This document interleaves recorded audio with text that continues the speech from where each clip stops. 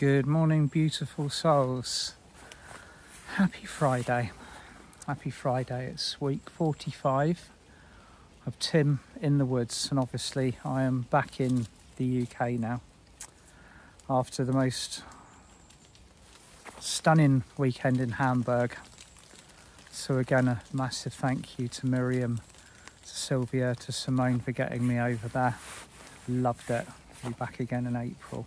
So I want to talk about peace this morning. It's an elusive word, isn't it? Peace. Peace in our lives, peace in the media, peace in the valleys and the hills, in the seas. It's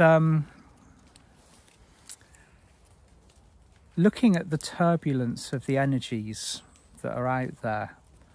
We are being called very much to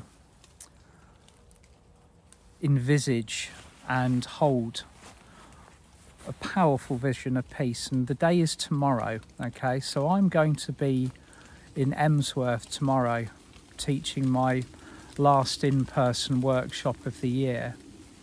It's going to be a lovely day. I'm intending to continue the rolling ball of powerful Atlantean energies that we generated in Hamburg, because the window of energy is still fully in existence. Now and I know Diana Cooper put out an explanatory video about what's happening to us physically yesterday on her on her page, and I shared it, so if you missed it, it'll be right above this video, right up there somewhere. So that was talking about what we've had to deal with physically since the 22nd of October, which is a lot. Okay, if you haven't kind of stopped and tuned into your own bodies at the moment, you're either kind of just moving forward with grace and ease, but most of us have been called to review the physical and review the physical quite rapidly, because every time we take in high frequency light, we are required to make adaptations within our bodies to accommodate it. So if that means losing density, energies that are stuck within certain chakras, ditching nasty habits, thought patterns, processes, and that's what we've got to do. That's what we've signed up for. You might feel that you've given up every single shred of your humanity already, but there's always room for more, don't worry. So that's where we are. That's where we are energetically. But it occurs to me that the panic-stricken owners or rulers, I mean, in a word that has definitely got a past tense ring to it, the owners of the Matrix are in panic mode, and they've been in panic mode for some time. If you go back a couple of years to my earlier videos when I recognised and acknowledged, and David Essery recognised and acknowledged, that we have all unplugged from the 3D matrix via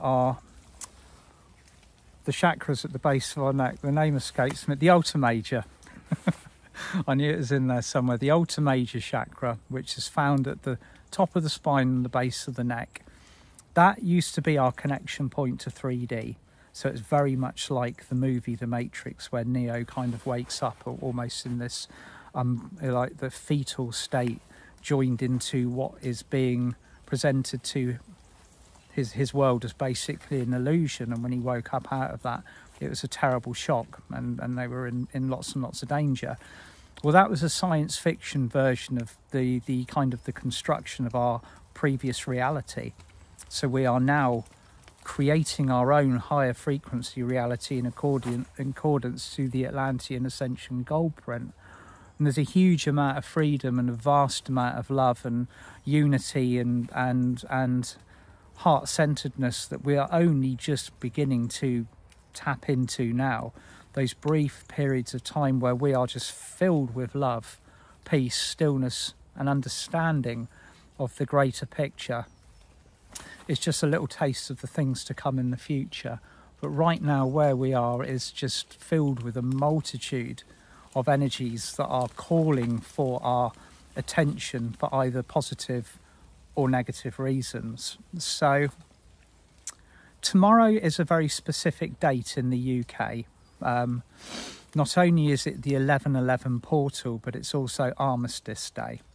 So politically, there is movements to make this volatile. I don't need to kind of explain too much what's been going on in kind of places, in certain places in the Middle East, but it's being, as far as I can tell, being piggybacked by the powers that were in order to make it a situation where we are emotionally invested. We're angry, we're supporting one side, we're supporting the other. There's things that are going on that are triggering and enraging people. That's the plan, okay? So if you are finding yourself biting because what you are being presented with is triggering you, might be affecting you directly, that's what they are intending. That's the effect they are intending it to have. And that naturally, whether we like it or not, is provided from a lower frequency bandwidth of energy. So that drops our vibration immediately. We move into fear, we move into aggression, we move into retaliation. It's hostility, it's boundaries, it's them and us, and all of the other polarized forms of miscommunication and misunderstanding that we've had for so many thousands of years on this planet. It's deliberate, okay? So tomorrow, during the workshop in Emsworth, I will be dedicating a portion of the day to creating peace. Okay, so if many of us, as was proved on the day of the 22nd of October, if many of us tune in simultaneously at the same time, we can achieve miracles. So at 11:11 tomorrow, I will be taking the time to sit with my crystal and a group of people, and I'll be focusing on heart-centeredness, peace, clarity, unity, sovereignty, balance, and love. And however this occurs, particularly in the cities around the UK, the cities of countries around this world that are filled with conflict at the moment, whatever we do will make an incredible difference. So that is the focus. And I think this is something that we ought to get used to. This is a practice that we ought to get used to participating in at the moment. Because for years and years, we've kind of operated individually. We've had our own little groups. We've had circles or kind of like, light worker circuits that we can tune into, that we can get involved with. And now we're working on a much bigger scale. The 22nd of October proved just how worldwide an operation we actually are. As Diana Cooper organised and set up the anchoring and the monadic merge on the 22nd. That's a date that will be stuck in my mind for forever. And everybody around the world, I mean, you might be listening to this, you would have been one of the beautiful souls that set up a crystal grid either in your own personal space, on your own with a group of people. You might have been in a workshop space, you might have deliberately organised a gathering on that day to tune into the live stream. We really took it up a notch, okay? We really took that into an area now where my heart is so filled with gratitude and love and appreciation for every single one of you that got involved. And even if you weren't involved directly, you would have been in some way privy to the anchoring of the energies, because everybody on this planet was affected by that. It wasn't just us that were working that received that. Everybody took that bandwidth of energy in. Now, Diana yesterday was talking about the physical, and this is a drum that I've been beating regularly over the course of this year, because I've had such a physical ride of it. As many of you would have kind of followed my journeys and my trips outside and my my various kind of states of throat and chest and all the other, my physical has been attempting to catch up with what I do on a light level. And I've been receiving some beautiful information from friends and people that have messaged me and giving me tips and advice on how to do this properly, you know, like to really step into the next level. And there's techniques that I used long ago that I've actually forgotten about. And one of them was Joshua David Stone's axiotonal alignment and cosmic integration and cosmic alignment. I mean, he was doing this in 2008, receiving and expecting and preparing for these cosmic energies to come in. So I'm so grateful for all of you for being involved in that, for helping, for tuning in with your heart-centeredness, and also opening yourself up to these energies, because as we've all discovered, these energies are no joke. Okay, we laugh about it, we go, oh, you know, making light of the ascension symptoms, the things that occur, but some of them are intense. We all know about the intensity of it. I've explained in previous videos what happened when that energy descended through my chakras. You and I, yes, you listening, you're a lightning rod, okay? You're a lightning rod for the energies that come in from the cosmos. So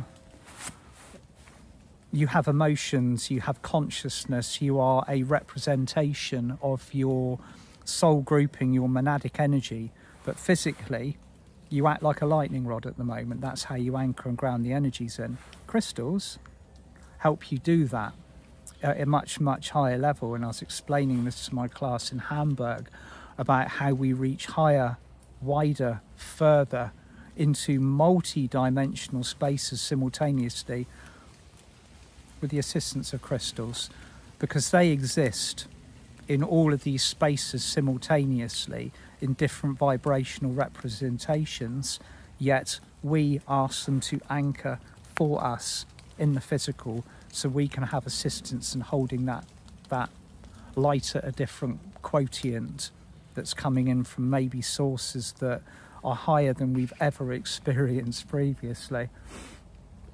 So this is why, again, I advised people to be working with crystal grids on the day of the monadic merge, because that allowed me, Mia, Adrian and Diana to transmit what we were working with in the workshop, along with everybody in the audience, via the crystal grid that was visible on the stage, to the interconnected grid crystal network that had been set up all around the world via yourselves. And that's, my lovelies, is how we're going to be working this next phase. That's how we're going to communicate with each other on the crystal network. That's, you know, like my beautiful tree friend behind me. That's how they communicate. Whatever this tree is experiencing in this country in this period of time will be communicated about via the root system and networks, and that will reach all around the world if it needs to. If that information needs to be passed on, that's how it will be communicated. So our crystals they are all singing and all dancing at the moment. There was a point in the first half of the ascension process where the Earth's frequency rose high enough for all of the crystal beds to come online. It's like somebody switched the light on, baff, all of a sudden this energy, this light, this communication, everything is traveling around the world in what we would regard as a microsecond. It's just there. And time and movement in the realm of crystal flow is beyond our comprehension. It exists before we've even thought it or before we've even transmitted it. So tomorrow if you're feeling aligned to join me, and I'll be beginning to warm up a little bit for this at 11 o'clock, just to focus on peace, and also to remember those that have passed over in the wars, the situations that have occurred on this planet, and all of the things that have happened in the third dimension that need bringing up, bringing into the light, need the expansiveness and alchemy to be released and moved into a much higher form of space and grace. So we've got a lot of work to do. We've got a lot of work to do at the moment. But most importantly, to not get distracted, to not get dragged in, to not become invested emotionally, to take sides. Okay, there are no sides to be taken at the moment. We are one. Okay, all of us on this planet. As we move into 5D, and I've been asked many times recently, what does 5D look like? You know, what does our fifth dimensional future look like? And it's hard to quantify what this will be like at this moment in time. We can imagine, or we can yearn for this peaceful, beautiful existence, but we've got to work for it in the meantime. We've got to do the work. We've got to cover the, we've got to paint the wall and fix the cracks and pull the old wiring out and replace it with circuits that can hold a higher flow of energy. All of this work being done at the moment feels very physical, and this is why we're being pushed. It all feels like push, doesn't it? Until you stop, until you sit back, until you take a break, until you breathe in through your nose, light your heart up, breathe out through your mouth, and you begin to observe all of the situations that are occurring on this planet around us from a heart-centered frequency. When you do that, when you take that time to center yourself, to bring yourself into 0 point, to allow your heart to steer how your third eye perceives, how your throat extends its words of love to the world around you. When you do that, you'll be able to see, perceive, and begin to feel what 5D in the future is actually going to be like. We're not going to be a race of souls in conflict with one another anymore. That's the ultimate thing that is going to define the fifth dimension.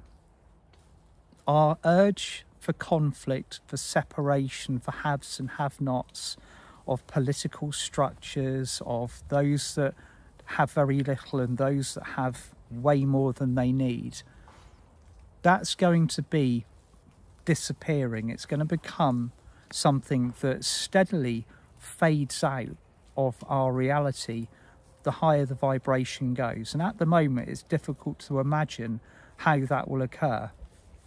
But it's occurring.